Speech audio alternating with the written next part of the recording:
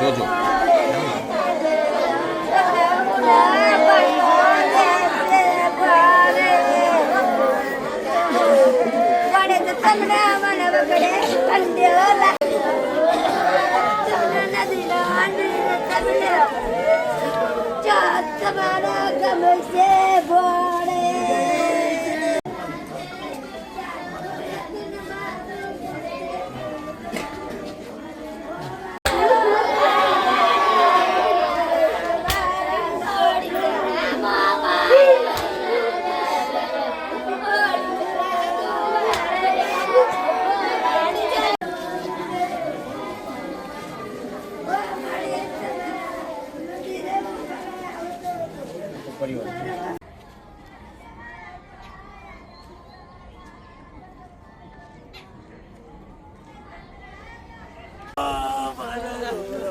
ઓ મામા દાદા બની જશે લ્યા.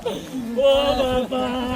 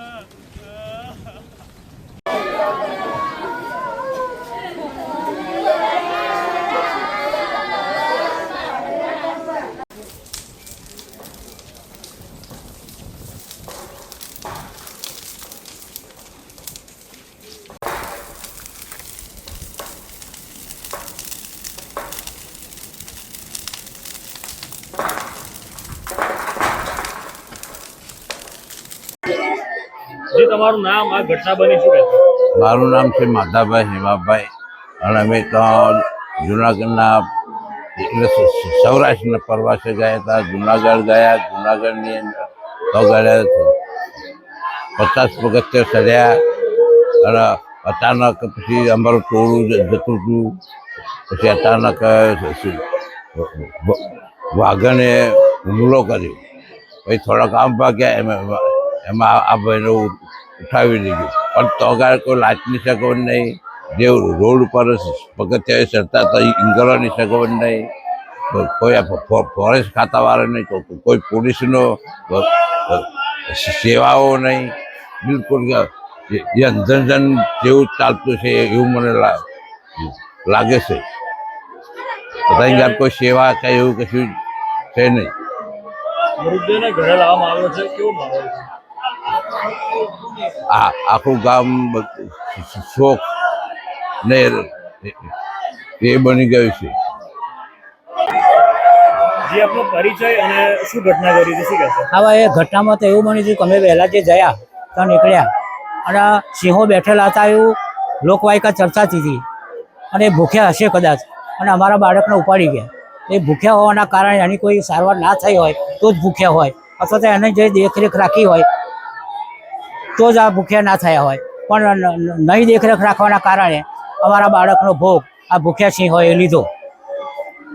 વહેલી સવારે મુદ્દો લાવવામાં આવ્યો, કેવો માહોલ છે? વહેલી સવારે જે મુદ્દો લાવવામાં આવ્યો એનો માલની અંદર જે અમે એના અસ્થિ હતી, એના પગ હતા એ બોધી અને અમે અમારા ઘરે લાવવા નીકળ્યા હતા. ઘરે લાવવા નીકળ્યા પછી ગામની અંદર પણ લોકવાયકાના કારણે ઘણા માણસો એવા ભેગા થયા હતા. ગામમાં કેવો માહોલ છે? ગામમાં શોકજનક વાતાવરણ સર્જાયું છે અને લગભગ જોઈએ તો ગામની અંદર લગભગ જોઈએ તો જે વહીવટકર્તાઓ એમનો જ મોટાભાગે દોષ કાઢતા હોય છે.